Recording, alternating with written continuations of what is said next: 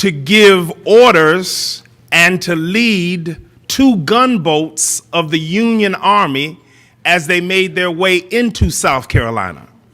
The first woman to give not just to black soldiers, but to all soldiers, their marching orders for an ensuing combat. It's so ironic that the country at that time refused to recognize her and give her her $25 a year pension. So because she had married again, her first husband didn't want to leave slavery, she married again, and that husband died, and they gave her the $8 pension that went to a widow. It finally rose to $20. She died in Auburn, New York, receiving that $20 pension.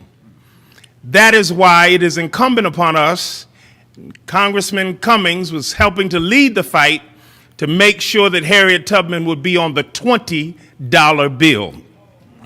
You will each have on your desk a copy of our program, a copy of where Harriet Tubman lived, died, where she provided free health care for all freed slaves, where she provided food, clothing, and education there on that property in Auburn, New York.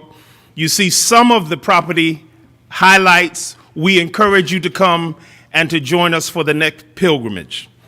But on behalf of the Harriet Tubman Board, I wish to present this Quest of Freedom Award to the irrepressible congressman from the state of Maryland, who happens to be my congressman, Elijah Cummings, who has made an indelible imprint in the history of our country and continues to be an inspiration to all of every hue. We thank you, Congressman, for pressing on and remaining the person of character who not only make us proud, but make your parents proud from the child that they raised, and you have never wavered from the course. We thank you, we praise you, we honor you so much this very day. Can you stand and give this congressman a great hand? This is a very heavy award, so I'm going to slide it over.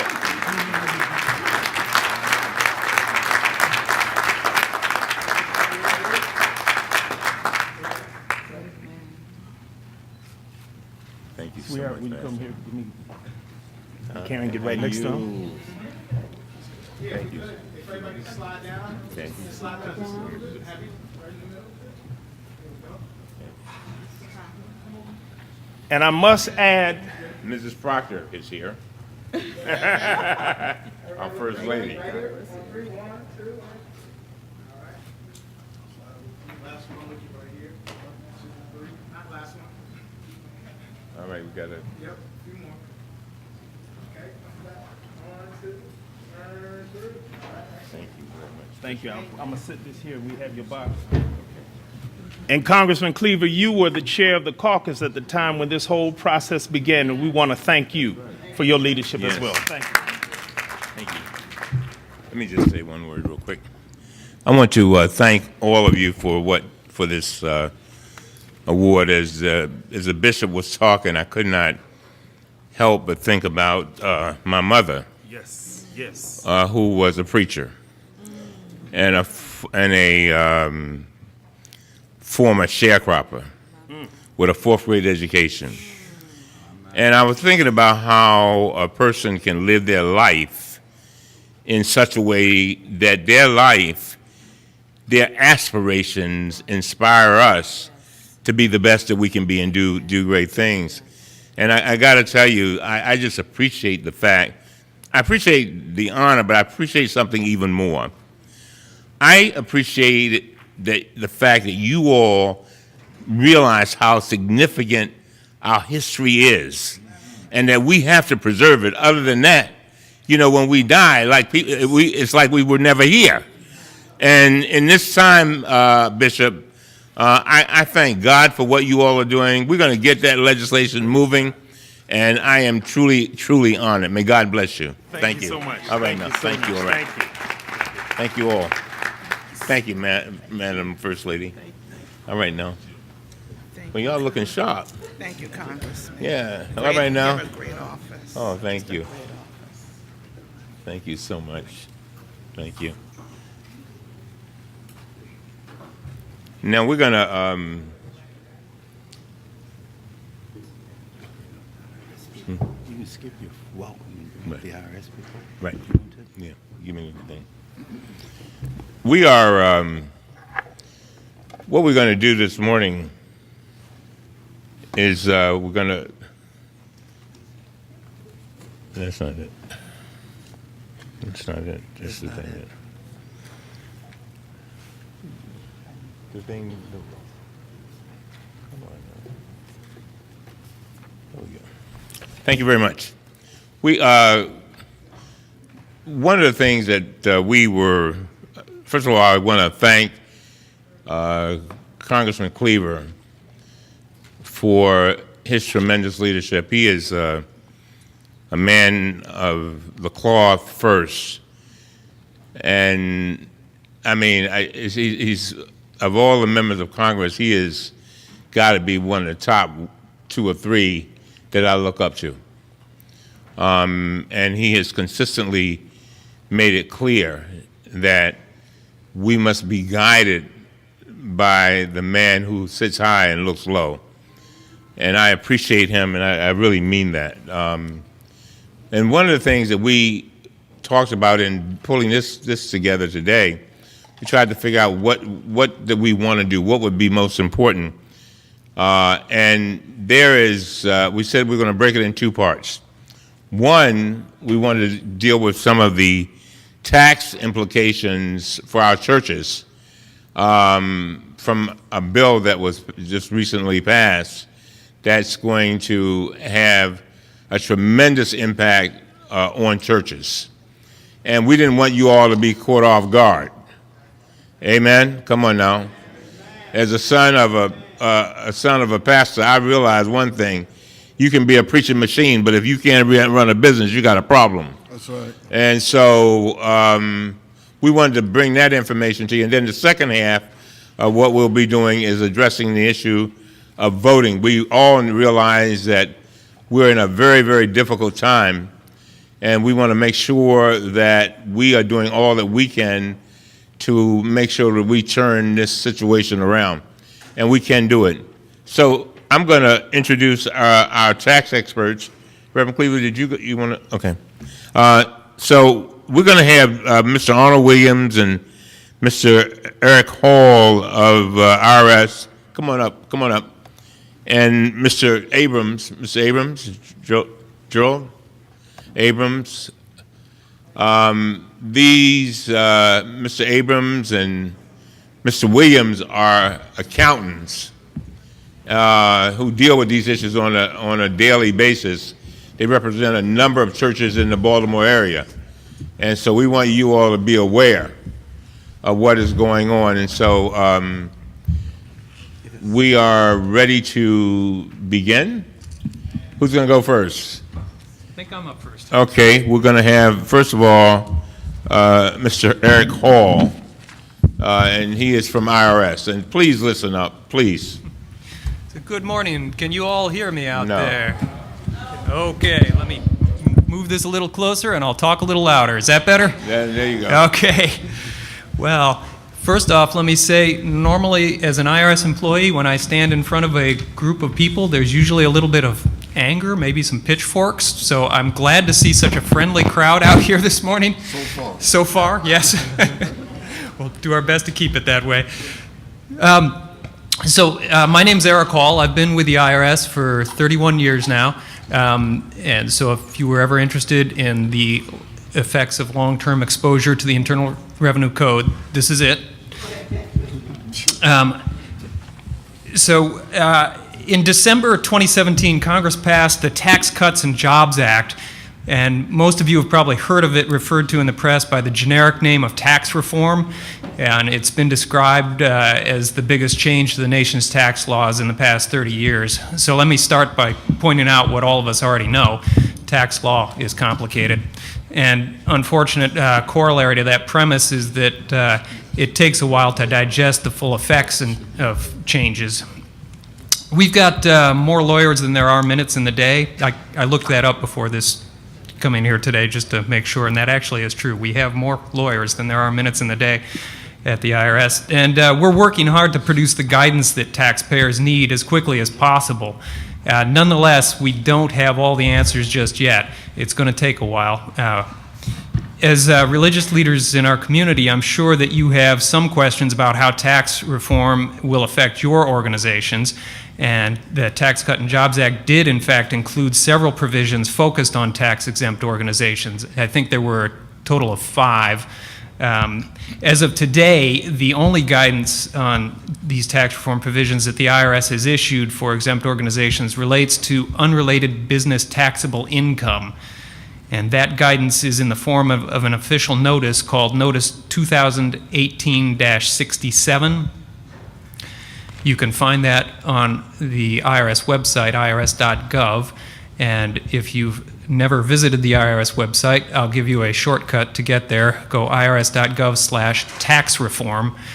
Once you get to that page, you will see it's divided into 3 categories. One category for individuals, one for businesses, and one for exempt organizations, I believe is the term they use. Within that page for the exempt organizations, you will find the guidance that we have issued so far.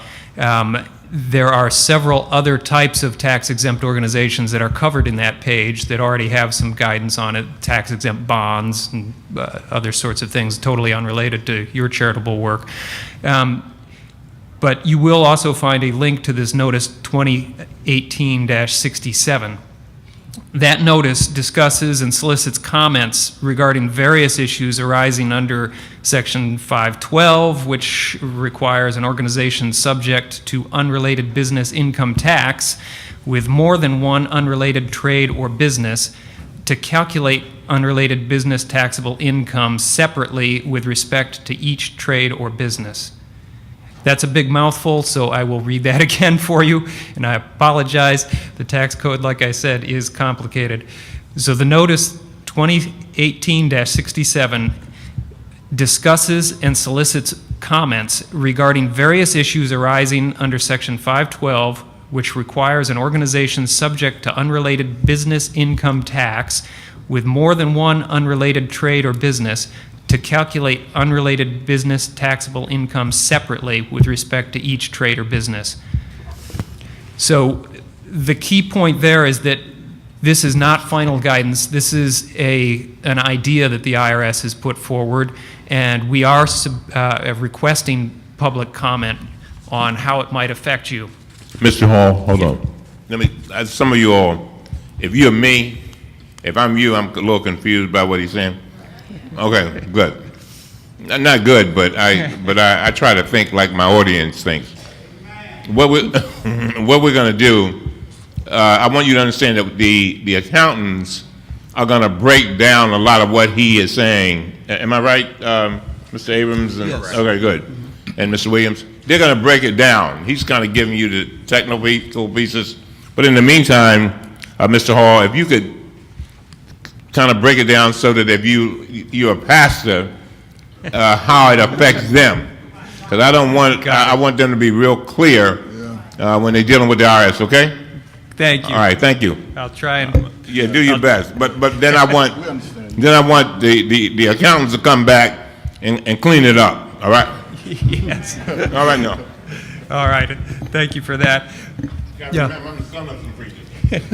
Yeah, so unrelated business income is generally income that's not related to your tax-exempt purpose. So if you are running a church, presumably your tax-exempt purpose would be to operate the church and preach to your constituency.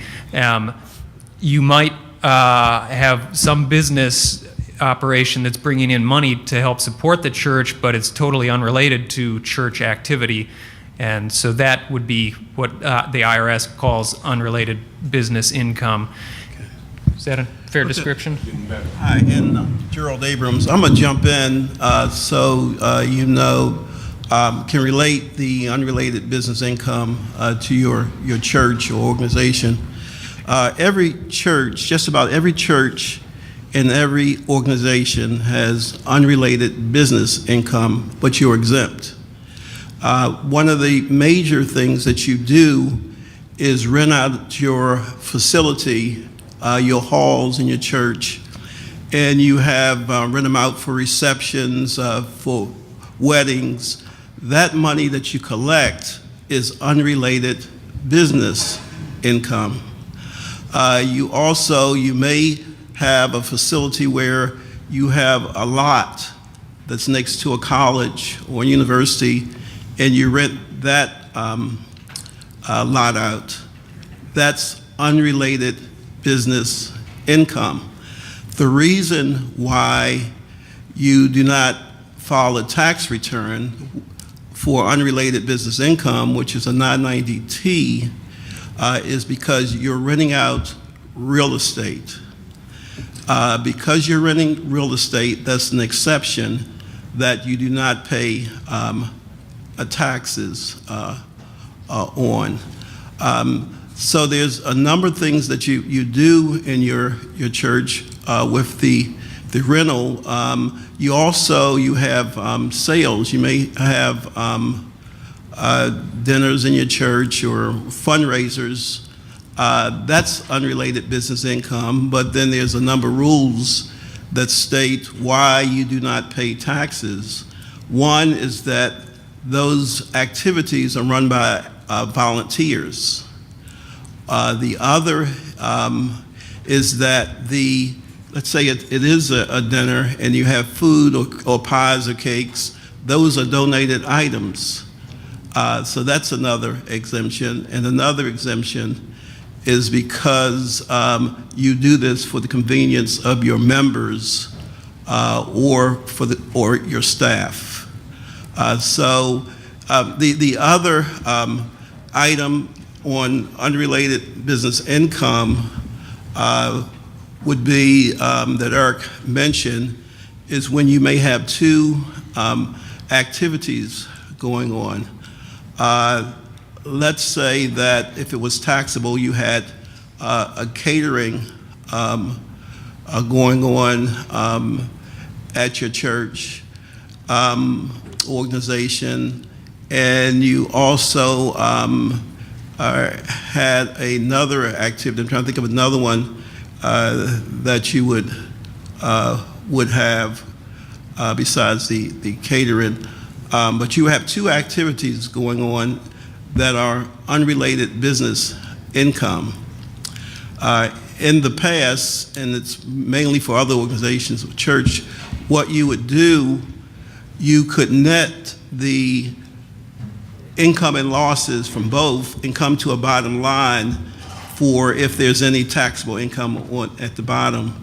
Now you have to look at each unrelated business income separately. And if it generates income, you may be taxed. And as Eric mentioned, this is in the Act. And if you want to print, we printed the Act, and the Act is 1,067 pages long. But there's no regulations. And when there's regulations, we have a little book that we can use to refer to the changes in the tax law. So I just wanted to add that. Thank you. Thank you for that clarification. Yeah, so the current notice that's out is talking about this plan for how to ask you to separate your unrelated businesses and have separate filings for each of these unrelated businesses.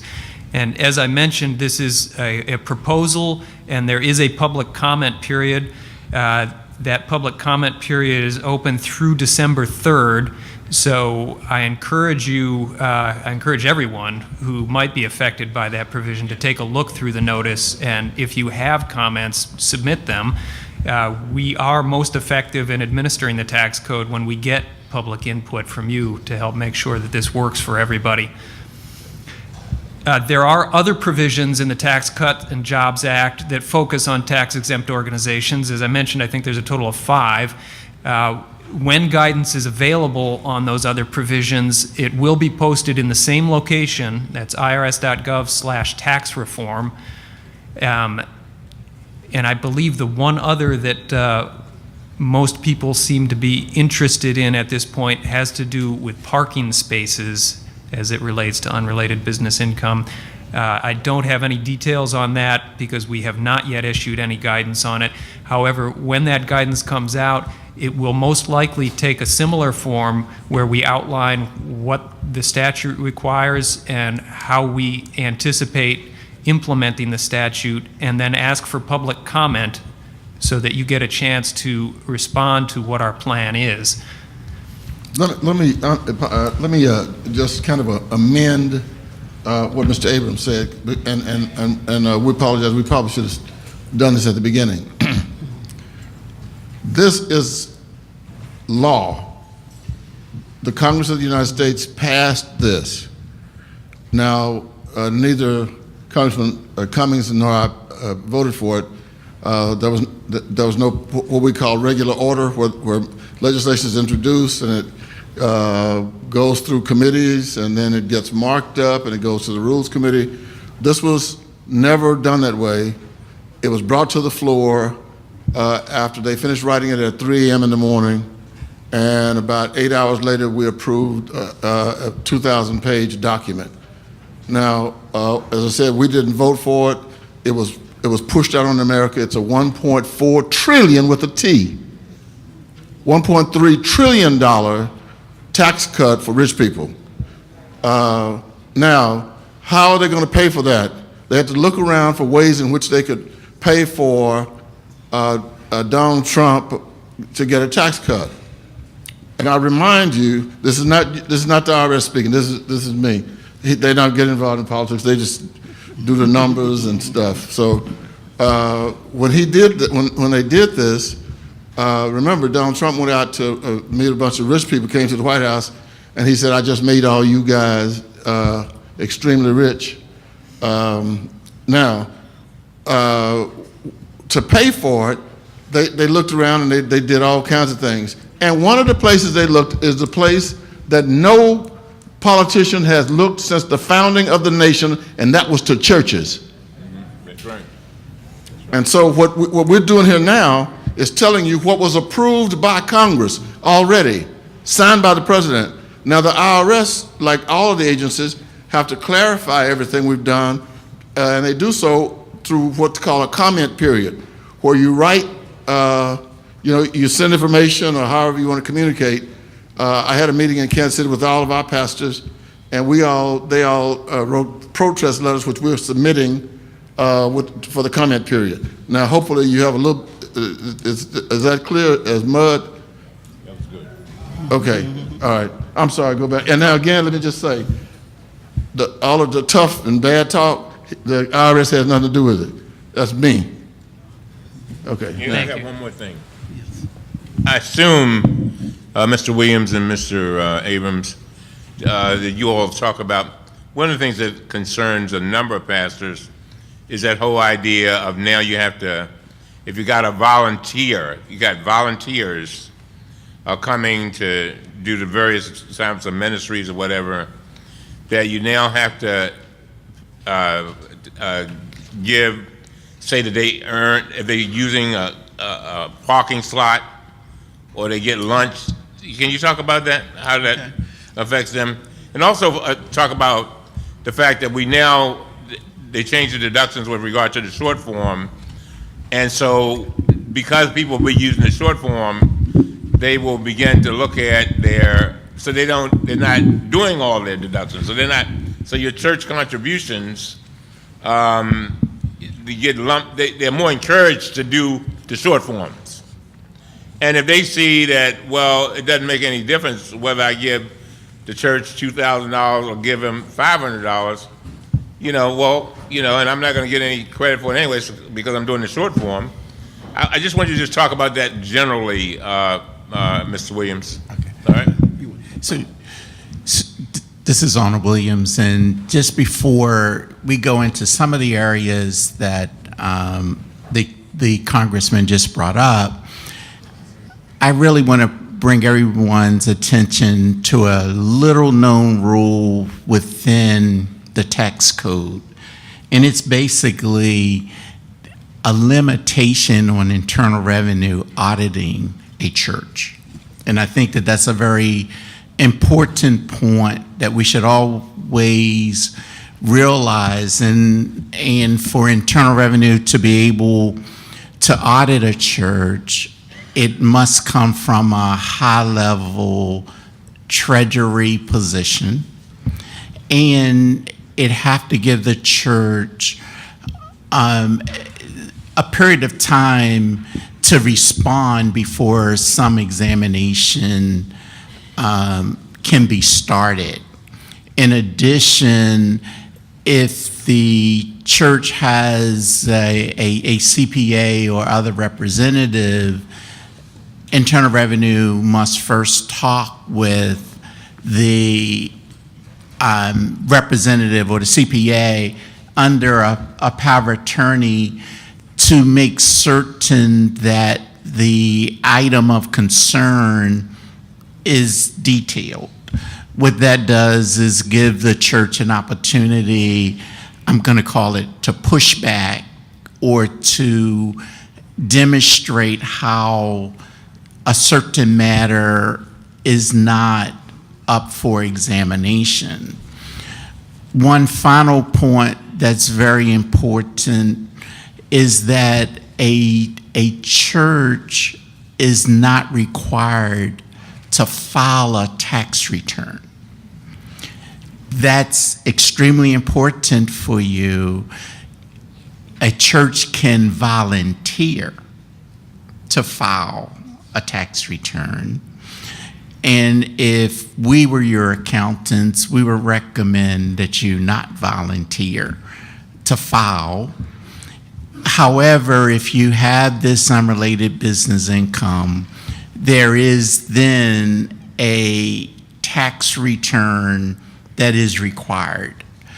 And what we recommend to a number of ministries is to maybe separate some activity that you're doing for the public into another corporation, like a community development corporation, that is required to file taxes, so that you're not filing on a church, but you're filing on the not-for-profit, the charitable organization that then will provide the same kind of matters that's being talked about now.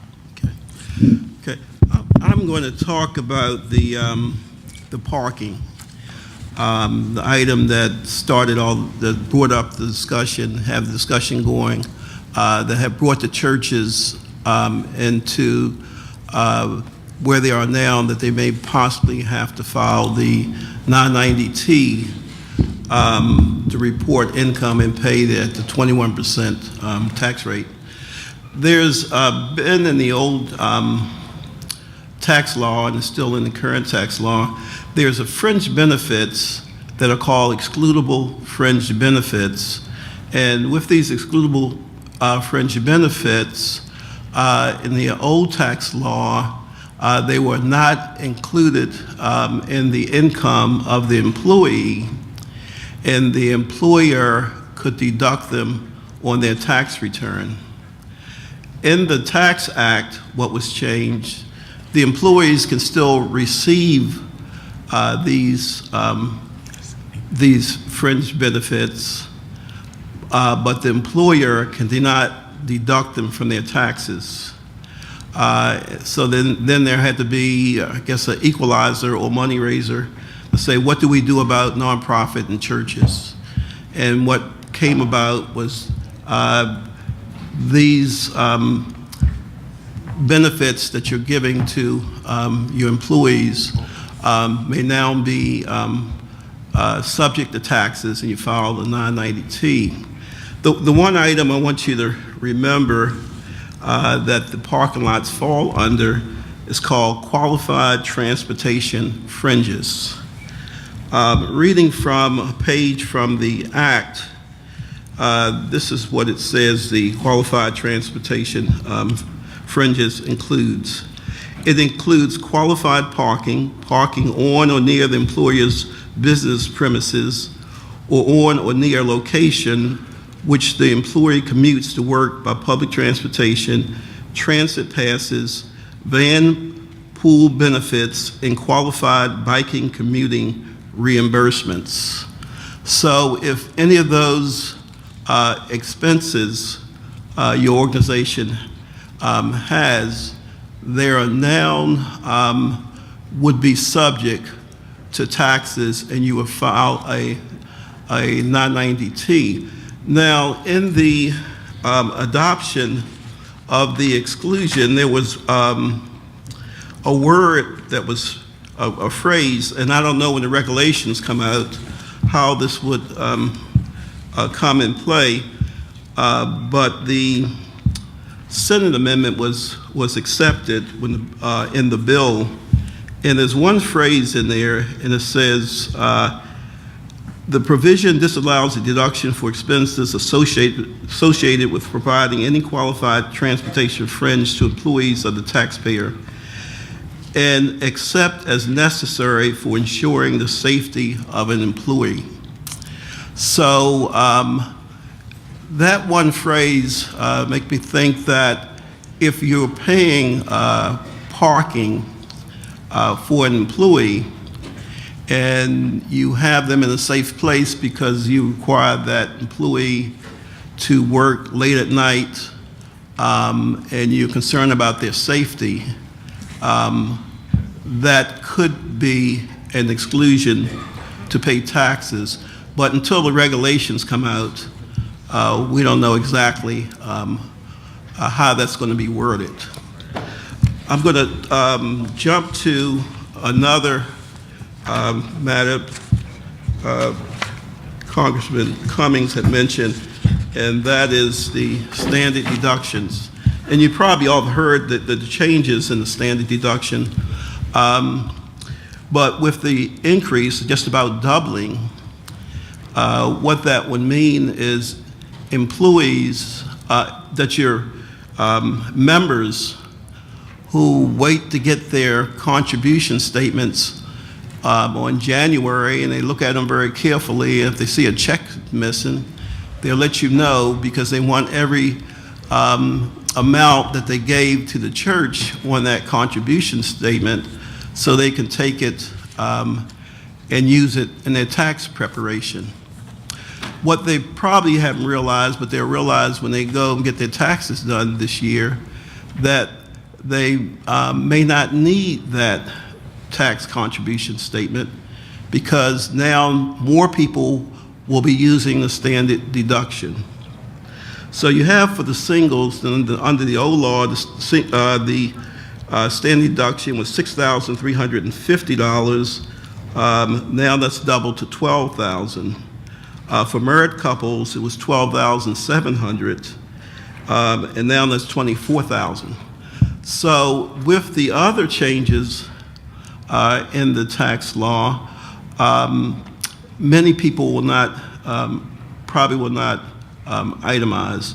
The other big amount that you are aware of is with the deduction for taxes, for state and local taxes and for real estate taxes, where that amount has been cut to limited to $10,000. Now, if you have real estate taxes and pay estimated state taxes, you probably have a much larger amount than $10,000, or a large amount than $10,000. So that amount is gone from you now. The other amount that's gone from you now is the, as you know, is the exemptions. Whether you had 2 exemptions or 10, your dependents on your tax return, whether you have 2 or 10, that $4,000 a person you no longer get anymore. So that's just, touching upon some of the items. We have others, but we just want to go over a few. One other one that is relatively major and would affect the church community, and I'm going to say mainly from the pastor's position, is oftentimes there's a question as to whether a pastor should be given a W-2 or 1099. And if a pastor is given a W-2, the pastor can deduct as unreimbursed expenses any out-of-pocket costs related to either the ministry or doing the job as a pastor. The new rules are eliminating that miscellaneous deduction, which then means that you're going to find a couple things. One, a little more attractiveness to 1099s, but if you move to a 1099, what we see is a likely increase in pastor audits because of how a pastor deducts housing when you do a 1099.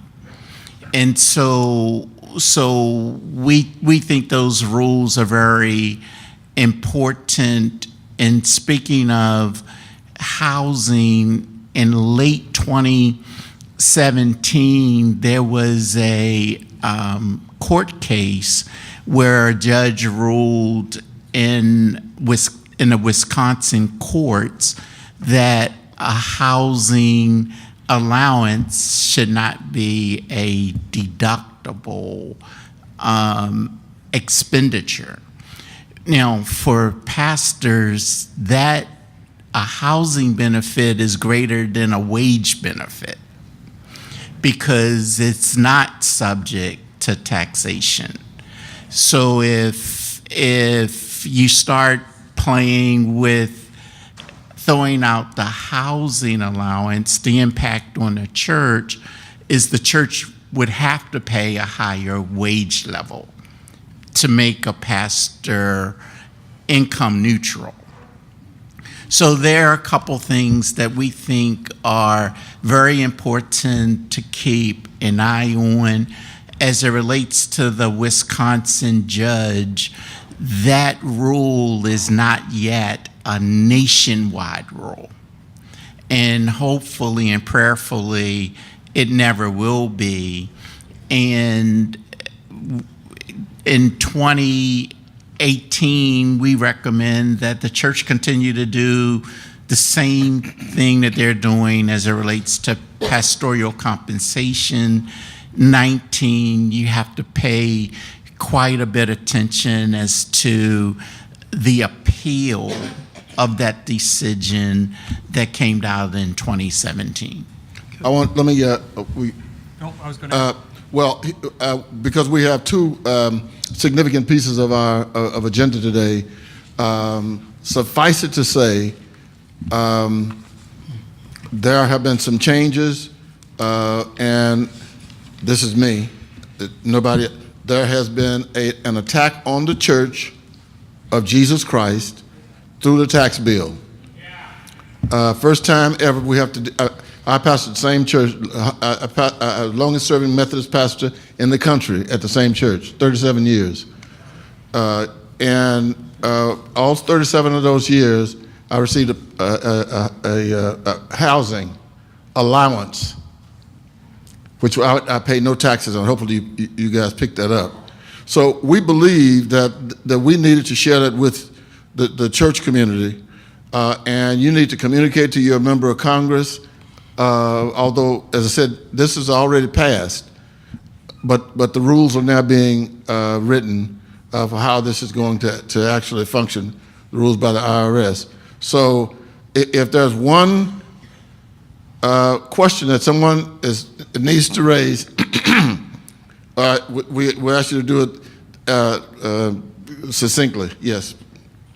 I want to know about the comment period. What happens to the comments and what impact will they have? The IRS can tell you, and then I may have to tell you from another side after he does. So our attorneys who write the regulations, the proposed regulations. They look through. Hello, is this? There we go. There we go. The attorneys who are writing the proposed regulations compile all of the public comments, and they sort through them to try and figure out like the general categories of comments, and then see if there's any way to address those comments in the final version of the rules. So at some point after the public comment period is closed, we will come out with a final rule, and it will address the major themes of the comments that were received, and it will then discuss how the final rule incorporates those comments. I agree with that. Well, The notice that I mentioned that's on irs.gov, it has a specific address that you can send the comments to. I believe it may even have an email address in there. all right. Okay, we can't run over because we got, well, the real reason is because we have to pay rent on this room, but the other, amen. So, but the other is that we have other guests who are here. So if you can just do it, and this, we can't go any further. Yes, ma'am. I would just like to know, is there a distinction between what church pays taxes, meaning whether it's a mega church, mid-sized church, smaller beginning church, or everyone will be subject to that? Because, I mean, I can probably see why they would want to go after some of these churches. So I want to know if there's a distinction, because you have beginner churches who aren't making much versus churches who are making millions weekly and monthly. Well, the item that's, Just briefly, the IRS generally selects taxpayers for audit based on risk factors. We use statistical models to figure out where our resources are going to be best applied, and that's how we choose which taxpayers to audit. Thumbnail sketch of the idea there. right. And I just wanted to add, right now with churches not filing, you're not in that pool to be selected for audit. But when you start filing those 990Ts, whether you're a small church or a large church, it's going to be different amounts on it, just like for individuals.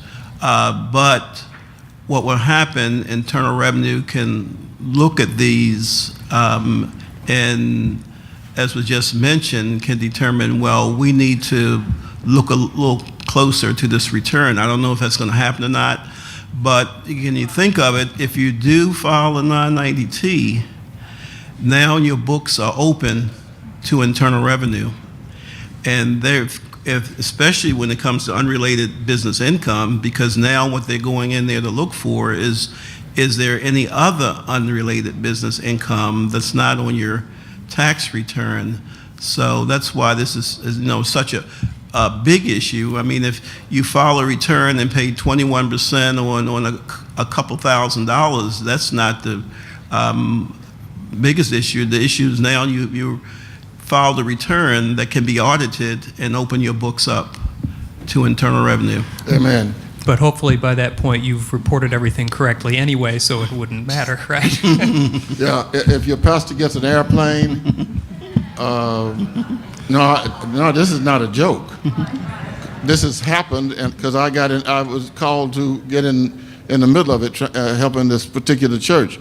So look, thank you for being here with us. This is not, I mean, there are probably questions you have, and your question, you ought to write, call your member of Congress, talk to them. Hopefully it's one of the members that didn't vote for it. The other thing is, and someone passed me the note, you need to write, during the public comment period, objection letters. Now in Kansas City, we had a meeting with all the pastors. They are sending me the letters so that we can send a pile together, which is much more expressive than just one single letter here and there. So that's what we would hope you to do. Congressman Elijah Cummings had to leave. Let me talk about him behind his back. he's one of the most significant members of the United States House of Representatives, and I have the utmost respect for him. He is a frustrated preacher. He's an attorney by training, but he really is a bootleg preacher. The reason I know is I had him in Kansas City. And then let me introduce the Reverend Congressman Bobby Rush from Chicago, who just came in, who also voted against the trillionaires' tax cut. Reverend?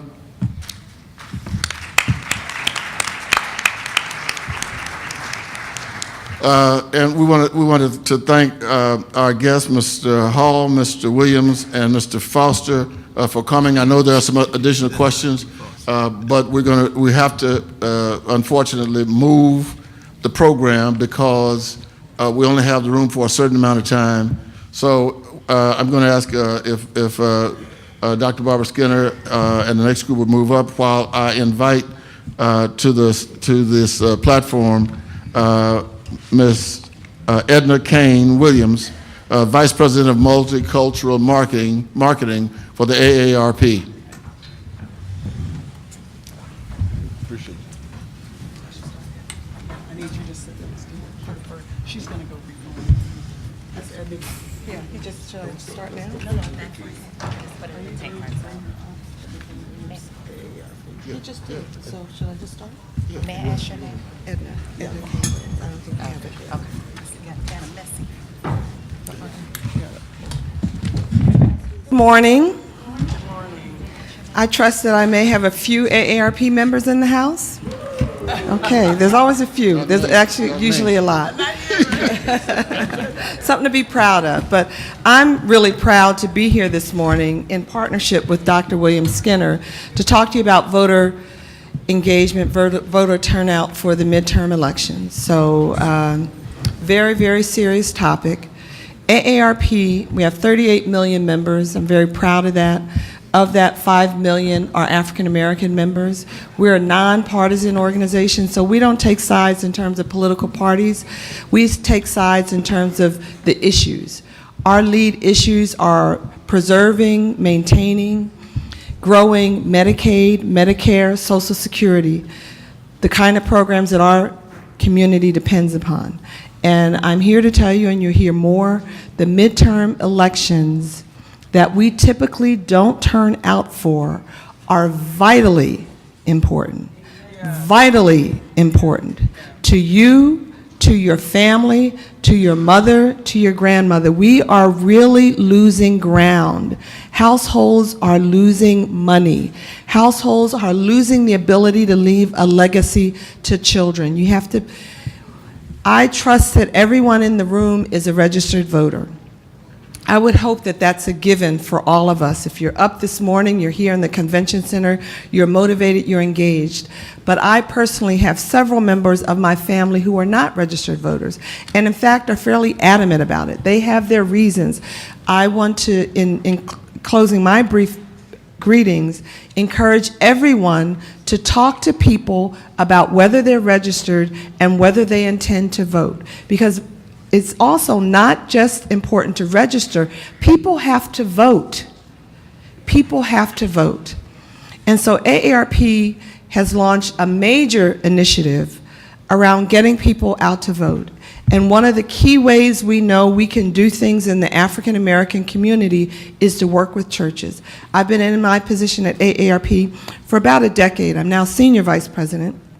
Recently got a promotion, and I think one of the reasons is because I've been able to work with partners like Dr. William Skinner and convince my senior staff at AARP how important the Black church is to getting things done. So we're going to be in the next 2 months on the ground in key states, talking nationally, doing whatever we can as an organization. Again, from a nonpartisan standpoint, we're not telling you who to vote for, but you have to vote for and to keep the issues in mind. There are key issues, Medicare and Social Security. Things will happen with those programs in the next congressional cycle. Things will happen with those programs with the next presidential election. We cannot rest on what has happened and what we have now, because as you see daily in the paper, things are easily taken away. Easily with the swipe of a pen. So I'm here to encourage you to do all that you can through your churches and through your constituencies, whether you work with us, whether you work with NAACP, whether you work with the Lawyers Committee, whoever, really, pastors and church leaders, amplify this message. We're in the home stretch. We've got 8 weeks. We've got to convince people, and it's mainly not the people in this room, so let's not preach to the choir. Yeah. Find those folks who, for whatever reason, feel like things are too bad, it's not going to make a difference. Convince them. Now is the time to step up and vote. Thank you. Thank you very much, Ms. Williams. We're going to bypass some of the programs. I don't think I need to do anything on the midterm elections, at least not now. I will simply make sure the pastors understand. One of the reasons we want the IRS to come and for you to get some understanding is so you would also understand that it is not against the law for a pastor to talk to the congregation about the value of voting. Now, some would have you believe that so that it would stop. Our movement through the years, historically toward justice, has been through the Church of Jesus Christ. Now, Bo Willie, Poop Daddy, all the rapping people, they're good people. I'm not mad at any of them, but that's not how we got here. Just so you understand how we got here, it was through the church. And the last thing we can stand for in the church in this country is for the church to be silenced. You can say anything. You cannot endorse a candidate. I was mayor of Kansas City, preached every Sunday. Our program was on the radio at the time. Now my son is there, so they're in the 21st century. They got this other thing where Streaming, live streaming. yeah. So they would thank you. They would people would listen to see hear if we did anything. You can endorse people outside the church as the evangelicals continue to do for Donald Trump. Thank you. So now let me turn you over to Dr. Barbara Skinner. Barbara Williams Skinner. First of all, let's just give our congressman a hand, because he's been doing this year after year with Congressman Cummings. And I also want us to give a hand to Ms. Edna Kane Williams of AARP. She's there for us. And if this ever was a time that African American elderly or over 50, how many of you are closing in on 50 and you need whatever she's got? Okay, don't be ashamed. They're going to send you a card anyway, whether you want it or not. Whether you want it or not. Whether you want it or not, so you might as well take it. But I wanted to just say, how many of you enjoyed the prayer breakfast this morning? Amen. Great. Well, one of the things you heard is that we're trying to raise money for the Congressional Black Caucus Leadership Institute. You saw those incredible young people this morning. What they're being trained to do is to learn how to shape public policy. And I came out with a new book called I Prayed, Now What? And I want to give you a copy to my friend, buddy, Pastor Emmanuel Cleaver, that the God would bless you and empower you in all you've continued to do. Thank but you. I want you all to get a book, even if you do it online, because we need young people who come out of law school and medical school and who are doctors, who understand their role and responsibility is go to college to give back. Yes. They can't do that without money. So I want you all to do that. We're giving proceeds from the book to CBCF Inc. Let me just say a couple of things. Marianne Williams, I love what she says, that our deepest fear is not that we are inadequate. Our deepest fear is that we are powerful beyond measure. It is our light, not our darkness, that most frightens us. We ask ourselves, who am I to be brilliant, gorgeous, talented, fabulous? Actually, who are you not to be? And that's what this election is about. There are 7.1 million unregistered African American voters. We have the authority and power in this room to turn the election around from the White House to the State House to your house. Examples. In this last election, in the state of Michigan, the victory margin was under 11%, but there are 240,000 unregistered African Americans on our watch. And if anyone can reach people and woo them and encourage them, it's you all in this room. The same thing you have to do to get them to tithe or join the church, you got to get them to vote. They have to understand this is not, you can't just say people died. You have to say, vote for Trayvon because he can't vote. Vote for Sandra Bland because she is not here to vote. Vote for those who've been shot in the back. Vote for those who the police came in their houses and shot them in their own apartment. Vote for them because they won't be at the polls on November 6th. That's on our watch. And I am so grateful that the National African American Clergy Network has the opportunity to work with an organization as powerful and as committed as the AARP to make sure that every vote not only is counted, but every vote is cast. You're going to hear in just a moment from our incredible team exactly what the legal do's and don'ts are. Pastors, you're doing half of what you can do.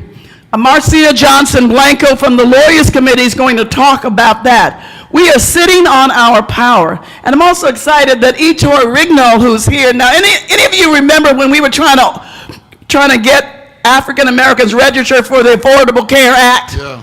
This was the organizer. Yeah. So we need to give her a hand for that because we registered and organized people. So I'm going to take my seat because I think it's time to stop preaching and speaking and start teaching. Thank you very much. Yeah. Ettore Rignall. Let's give her a hand as she comes. All right, thank you very, very, very much, Dr. William Skinner, for that impassioned call to action, a reminder of what's at stake for our communities, for our youth, for ourselves. We at the National African American Clergy Network are extremely excited about the energy that we have heard from pastors from around the country who are saying, give us the tools, we're ready. We can't let this election season go by without us raising our voice. And people are very clearly trying to understand how to articulate the issues to their congregations, to their community members, how to understand the laws that may have changed in their states, as we know that's a very big issue, especially in a lot of southern states, and also what they're able to do around the elections. And so what we've developed as a Turnout Sunday campaign, the National Turnout Sunday campaign, which I serve as the National Field Director of, is 3 very easy engagement points for you on this election day. If you take a look at the packet that you received when you were on your way in, we've compiled some very clear-cut guidelines for you around voter registration, motor voter, understanding what you can or cannot do within your church, right? Those are pieces we really want you to take to heart and absorb. We're going to do a little Q&A in just a little while to give you a chance to ask some questions. But more importantly, we want to make sure that your congregants feel educated, engaged, empowered, and ready to mobilize. And so we have a set of activities that we're offering across the country. The first, we're calling on every pastor in this room to consider coming together with pastors in your city and hosting a prayer breakfast, similar to the one we just experienced in there that had us all on fire, to be honest. And the goal of this prayer breakfast, you'll see there's a sample prayer breakfast agenda in your packet, is to really take the time as a faith community to come together to talk about what's on the table and what's at stake for your local community, whether it's Philadelphia or Charlotte or Atlanta or Los Angeles or New York. The issues happening in your city are specific to your city, and nobody knows that better than you. And so we want you to use this as an opportunity to build coalition. Many of you are already doing this. You're part of the Faith Council. You have, your various boards. So just pull those groups together and say, let's talk about Election Day. What are we going to do to get our congregants excited, educated, and ready to mobilize? Share with them the Turnout Sunday campaign. We're in the process of developing a toolkit that will be available to you online. You'll be able to go and download it. We also have a pledge form at the very back of this packet that we're going to ask everyone in here to fill out so that we can follow up with you and make sure you get the toolkit and get access to all of the activities that we're going to be engaged in around the country. We want you to issue a call to action. We're launching a national day of action, the Sunday before Election Day, November 4th. We're calling that our National Turnout Sunday Get Out the Vote services. We're asking that pastors preach and teach from the pulpit on what's at stake. Encourage your members to engage their family members, their communities, at least 5 people that they know who are not registered to vote or not engaged. Get them registered, get them educated, get them to the polls. We're also asking that pastors, if you don't have a social action committee already in place, if you don't have a civic engagement or voter engagement team in place, identify 10 volunteers who can act as your civic engagement, voter engagement team. Their job will be to conduct a training after church. They'll organize whatever your election day plans are going to be. So let's say you do souls to the polls, right? You want to give transportation to the sick and the firm and those who need some help getting to the polls. Then your voter engagement team, your civic engagement team, they should be the body leading the charge on that. On November 4th, we want them training the rest of the congregation on what your plan is going to be, because this is going to build your capacity, this is going to increase your mass. You can work with your other pastors throughout the city.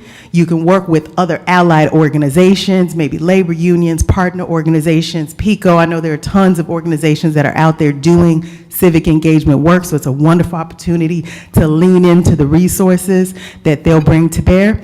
You may decide you want to go out and knock on doors and do canvassing in your community and make sure that every single person in your community understands Election Day is November 6th and they need to turn out.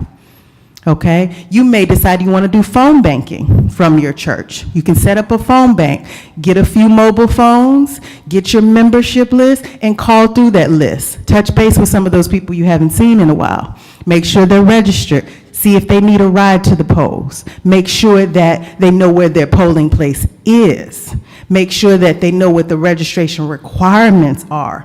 Make sure if you have anyone in your congregation who is what we call returning citizens, but what the state calls convicted felons, understand what their rights are around voting in your state. So we really want you to put your hands around your members first, and then extend that to the community and make sure that everyone is showing up on Election Day. So November 4th, that's going to be our National Day of Action. We call it our Turnout Sunday, Get Out the Vote events.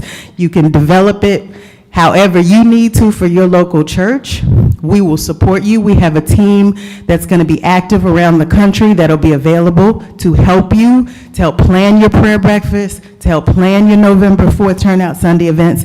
If you fill out the pledge card, we'll connect you with someone, we'll follow up with you and make sure you get the resources that you need. Election Day, we're asking every clergy person to show up to the polls with your collars, okay? The reason why this is important is there's a visibility, a sense of integrity, and a sense of accountability that the faith community brings to a process. And so when you have faith leaders standing vigil around that polling place and saying, I want to make sure my community gets in here safely, people are going to act accordingly.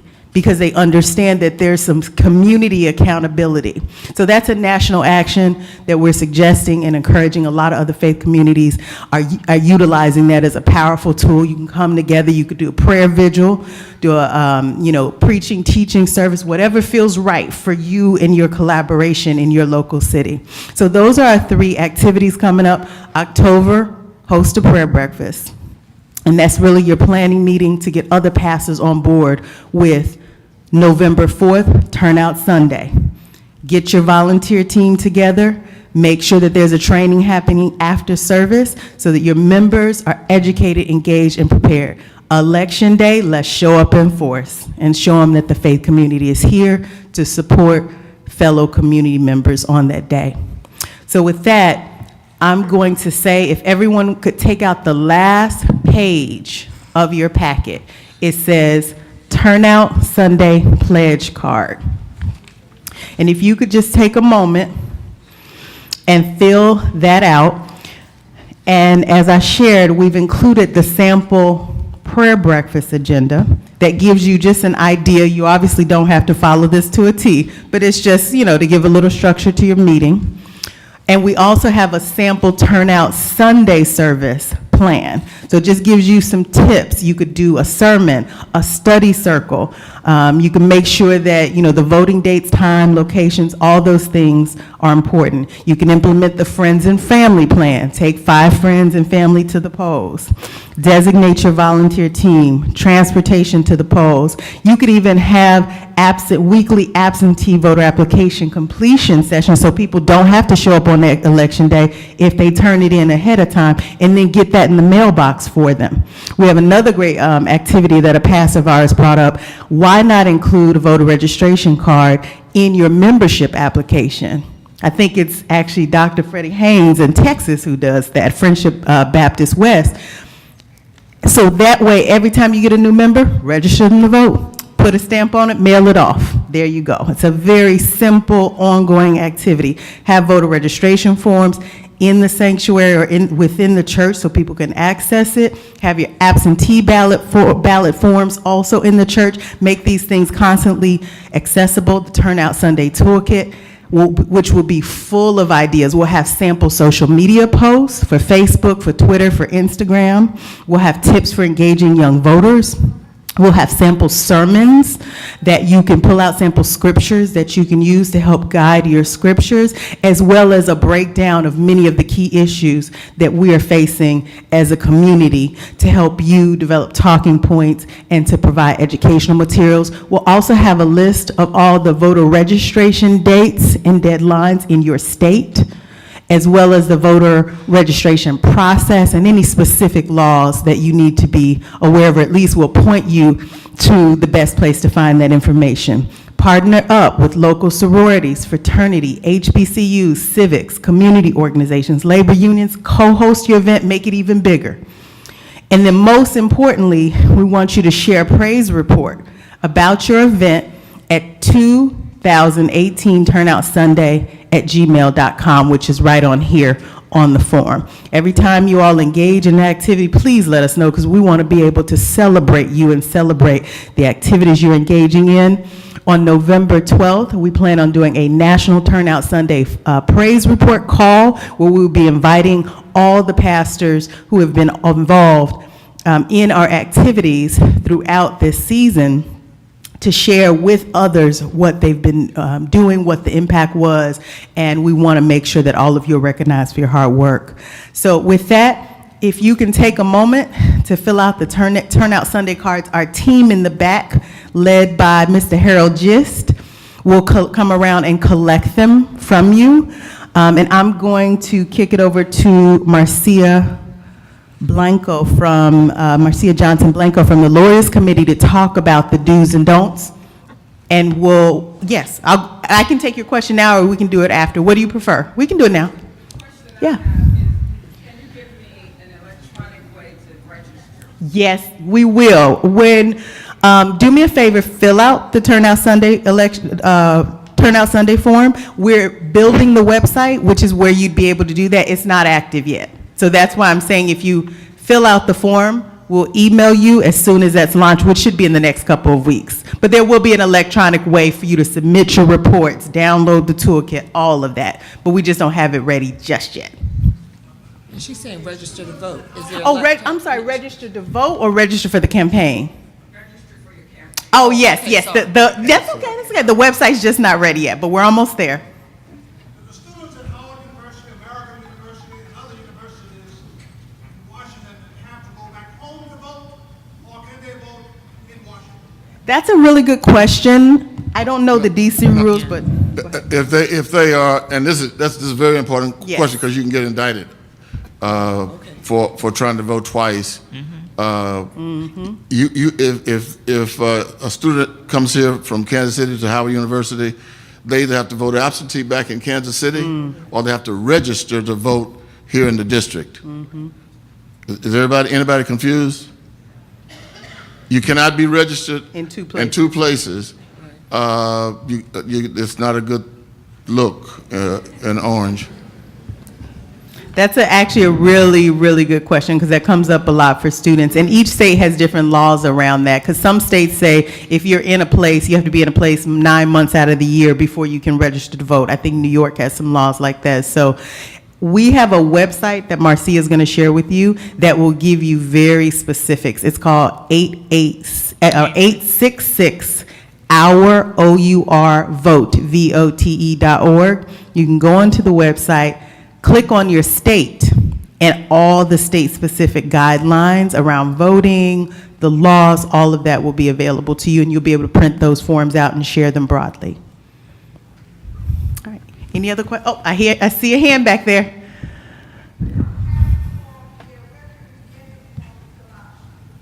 Oh, it should be in the packet when you came inside. Okay, we'll get one over to you. Oh, okay, we'll get one over. How many people did not get the packet? Oh, geez. Oh, wow. Okay, all right, that's important. All right, before you all leave, we're gonna rectify that, okay? Maybe we can email it to you. Yeah, I'm gonna do it. What was that? The website will be active in the next 2 weeks. We're just not ready to launch yet. Oh, yes, this is the Lawyers Committee Election Protection website. It's www.ourvote.org. And there's a phone number that will be active during election season that's literally 866-OUR-VOTE. So I'm going to turn it over to Marcia so she can actually take you through the portion that your questions are moving into, and we're going to get you some forms, okay? Thank you.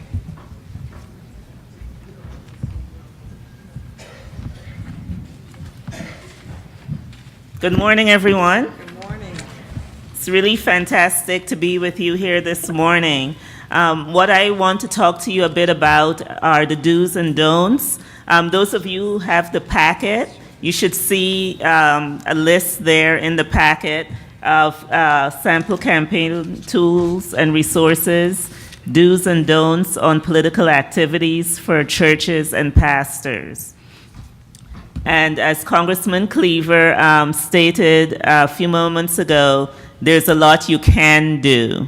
And you'll see in the list here, there's a lot more to do than you're prohibited from doing. One of the things that I wanted to start with is, what does it mean to be nonpartisan? You can not support a particular candidate, but there's a lot you can do in terms of educating and mobilizing and encouraging those in your faith community to go out and vote. And now more than ever, we need your voice to encourage in the turnout to vote. As you may know, the states decide voting qualifications. So that means we have 51 different laws about how to vote in the country, the 50 states plus DC. And then we have thousands of counties who administer the vote, and they all do it in different ways. So we really need your help in educating your congregation about how to vote and about the issues. It's really important to do this now that we have too many states and jurisdictions that are deliberately making it harder for people that look like you and me to vote. And so we need your voice in working with your congregation to ensure that they're registered to vote, and this is a nonpartisan activity that you can do, and also to educate them about updating their voter registration. We have a lot of states where if you, the law is if you move, you have to update your voter registration. And there's states like Florida that if you vote in the wrong precinct based on an old voter registration, your vote is not going to count.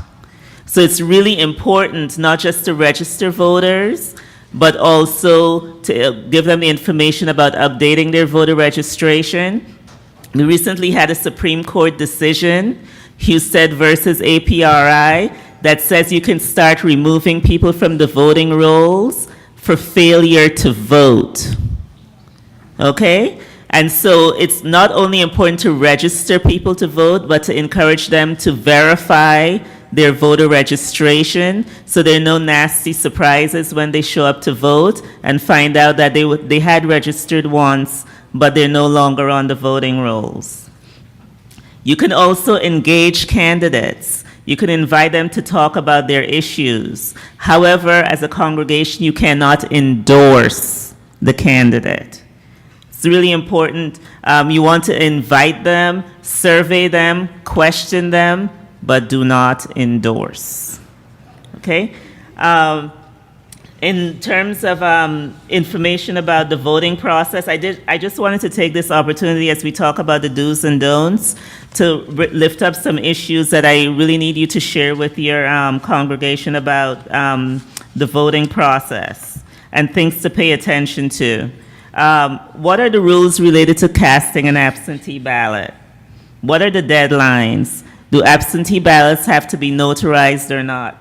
I found out in Missouri, you have to notarize an absentee ballot, which was surprising to me. In Florida, make sure that your signature on your absentee ballot is updated, because if not, your absentee ballot may be rejected because the signatures don't match. Okay? What are the rules around provisional ballots? When can they be provided? And when will they count? These are the things that the Lawyers Committee, the 866-hour vote election protection program, can help you with in providing this information to your congregation, because it's not only registering, it's not only voting, but it's also making sure that vote can count. And the last thing I want to mention before taking questions from you is that you are allowed to provide transportation to help your congregation get to vote. And this is particularly important where jurisdictions are consolidating and closing polling places. And so now you have to go farther in some communities in order to be able to vote, and not everyone has the transportation to get to the vote. So a really vital role you can play is to provide that transportation on Election Day. Through the Lawyers and Callers program and the 866ourvote.org, we're here to help you and to provide this information to you. So I'm just here to encourage you to join us. You are so needed, and really look forward to working with you. And right now I'm happy to answer any questions you may have.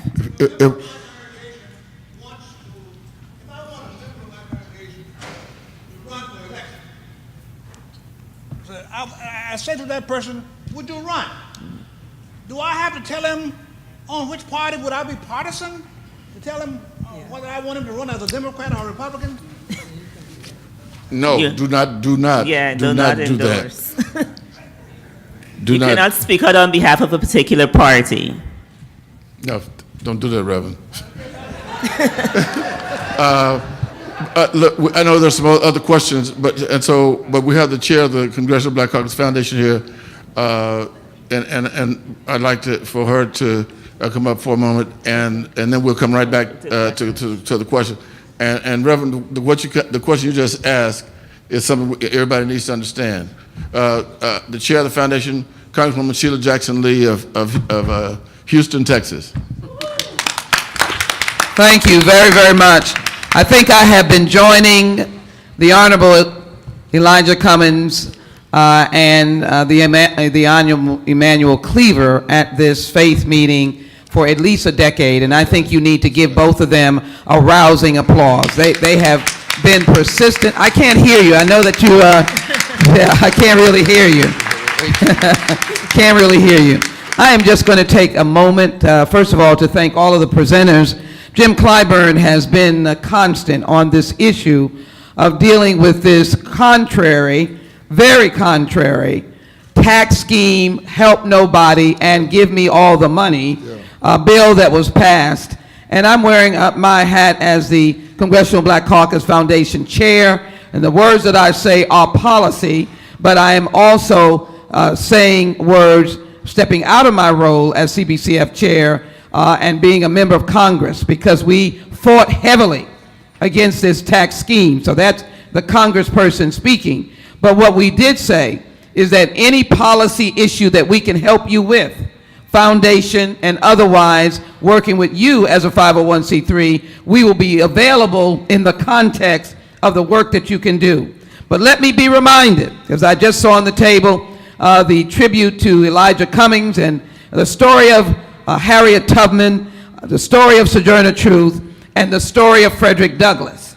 They were our ancestors, and they knew there was always a time to step out of the fear or the box of fear and to move forward on behalf of our people. That's right. And so we're going to stand as your armor bearers. And I want to acknowledge, I know you had a speaker, but I want you to acknowledge a very senior member of the IRS, Felicia Farrar, who is in the room, who is offering herself to both Elijah and both to Emmanuel, if she would raise her hand, because nobody see her, to be on call for direct calls in her role of giving information to the people of the United States. She's not forbidden from doing that. And I can tell you she is a whiz. How many years of service? 15 years of service at the Internal Revenue Service, a paramount accountant, degreed and very informed. So I just want to say we will have the supporters to help you.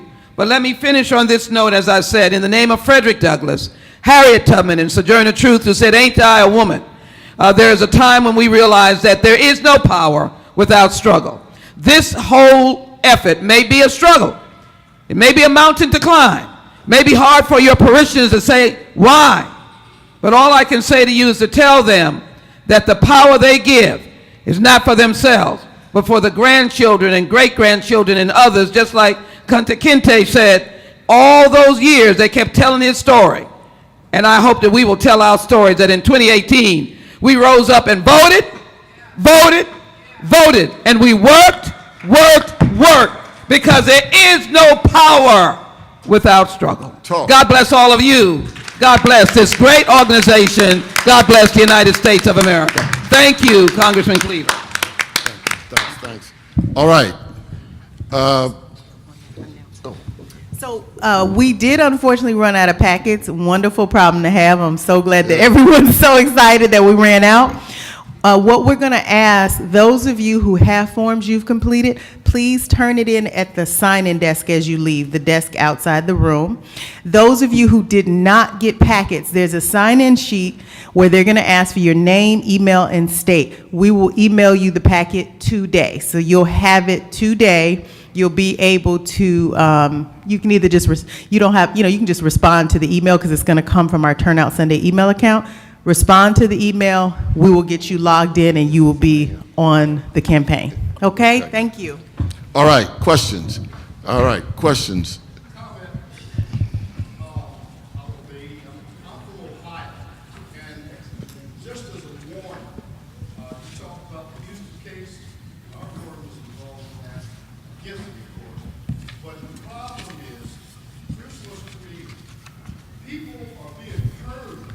Yes.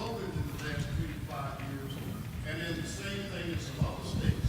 And so in Ohio, as I'm sure we're going to find in other states, our problem is people don't know that they're not registered to vote anymore. In other words, they've registered to vote, but they haven't voted in the 3 to 5 years, and so they're purged.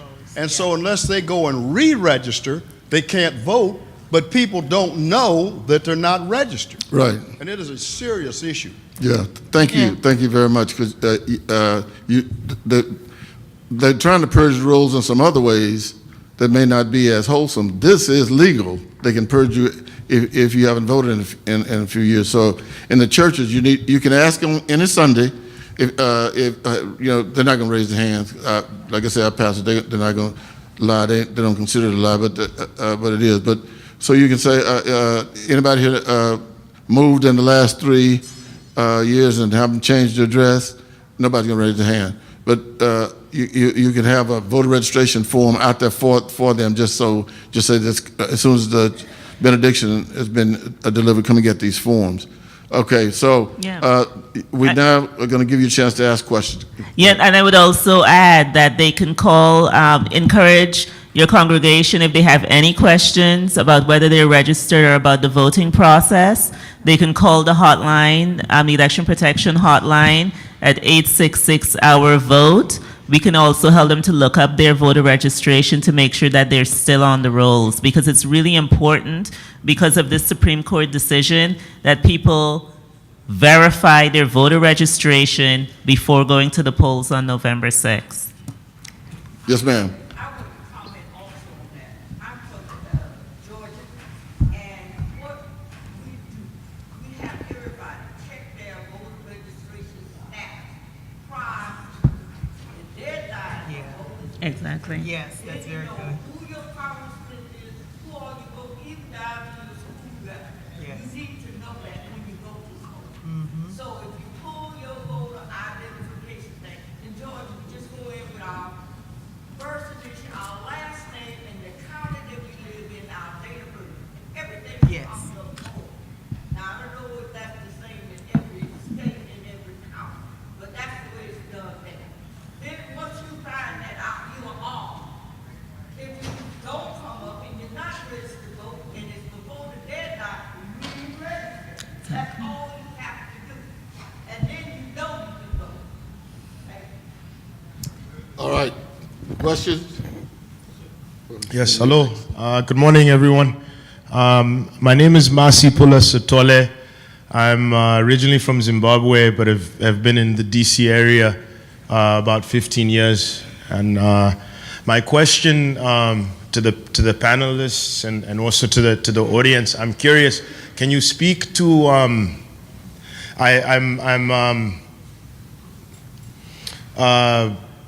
very intrigued historically at the role that the church has had in the civil rights movement here in America. I'm curious, my question is about the international collaboration through the church corridor. And in particular, if folks could share some insight about collaborations that may have taken place when South Africa was going through its transition in '94, around some of the issues that have been raised, the voter access, the registration issues, but speaking about some of the synergies that may have been there in the past. And lastly, in Zimbabwe, we just had elections, and the 25% of Zimbabweans who live in the diaspora were excluded. We're still in a situation where we're being told we have to come to register on the ground. We have to come and vote on the ground. And so, the question is about international collaboration. During the apartheid the apartheid era in South Africa, it was probably more John Conyers from Michigan and a few other members of the Congressional Black Caucus that led the movement to enact sanctions against South Africa until they changed. When Nelson Mandela was released, he came here, met with us, met with the Congressional Black Caucus. We were involved, upon request in some of the other African areas. And we have a large number of people from the diaspora here. Congressman ALC Hastings I just met. I mean, believe it or not, there's a black one black member of the German legislature. There is one in Poland, a 25-year-old woman in Poland, and of course a number of them from Great Britain. And we met with them 2 days ago. So we are working with others, but we're not doing so trying to make people believe that we have fixed everything here, because we haven't. Yes, sir. The question I had was, with reference to protest letters, would they be more effective by individual pastors, or like in Virginia, we have the Virginia Baptist Association, would it be more effective with the association now and one letter? On the letters to the IRS, the association. I mean, we've got to convince the IRS that this is not just some little, 2-week-old movement, but that the pastors all over this country should be concerned. Not just black pastors. When I had our meeting in Kansas City, I invited pastors. The IRS is not going to ask you whether you're black or white. Now let me say one other thing, because somebody asked about big church, small church. If you get in trouble, if the church, it's usually not the church, if the pastor, if there's a big tumult in the news and all of that, you will attract the attention of the IRS. I'll call the names because I can speak the truth. Bishop Eddie Long called me. It's been about 6 years ago, maybe 7 years ago, when all of the trouble started with him. And he was saying the IRS is bothering us. Can you get involved? Now, once, if the pastor is, just buying a space shuttle or something, and it starts getting in the newspaper a lot, you're going to find the IRS coming right in.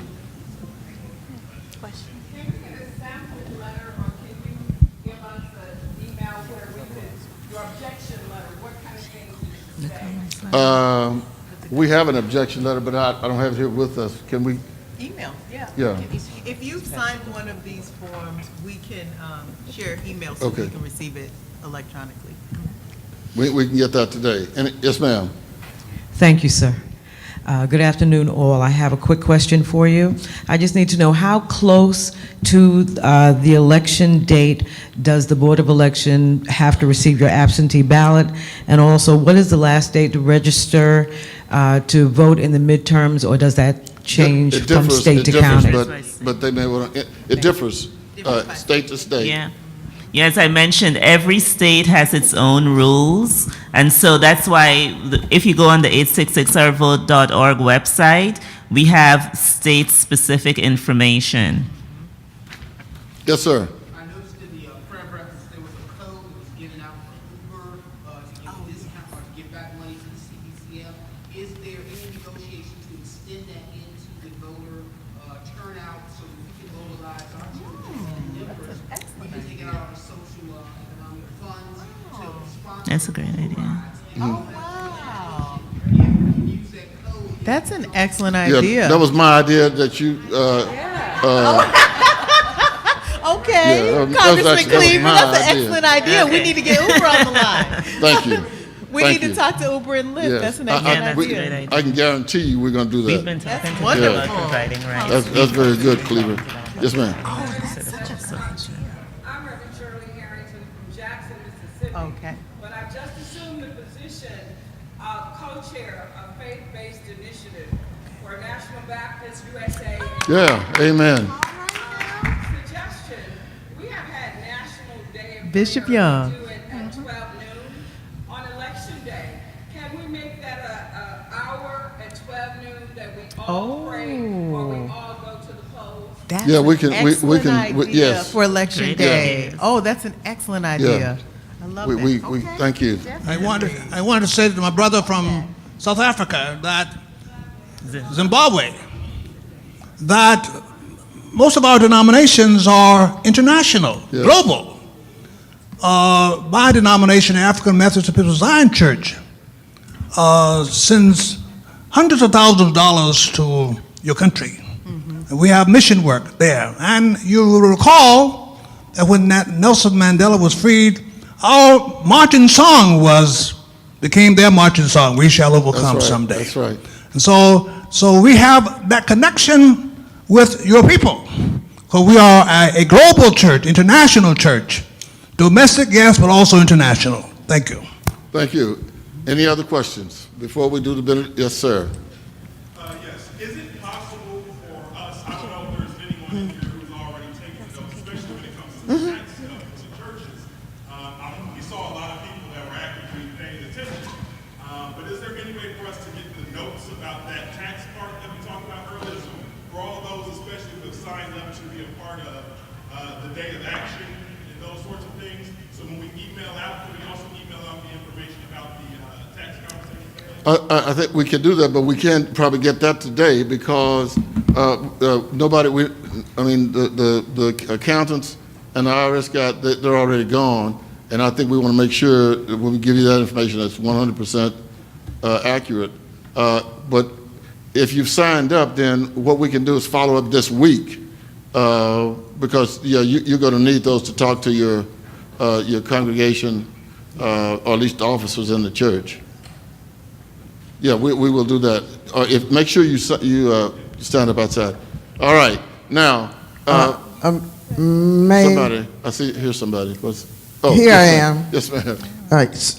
First of all, I wanted to react to the comment you made earlier when you told the gentleman that he should not suggest the position that the person should run for.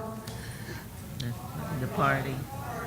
The party. Yeah, no party okay. affiliation. The party. Okay, then that makes it different. Yes. But if he or she talked on an individual basis, oh yeah, that would be different. Absolutely. That was my point. The second thing is this new tax policy, being honest, is going to be seen as a form of intimidation.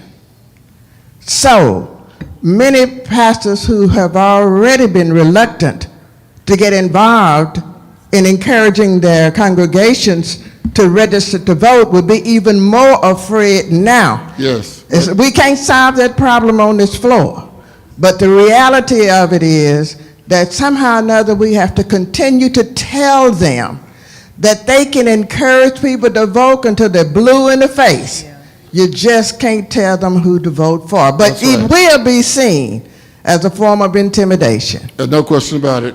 They can tell people who to vote for if they go across the street from the church instead on the corner or go on radio or anything. Yes, but you can't do that as a church making an endorsement. That's one of the problems that we've had.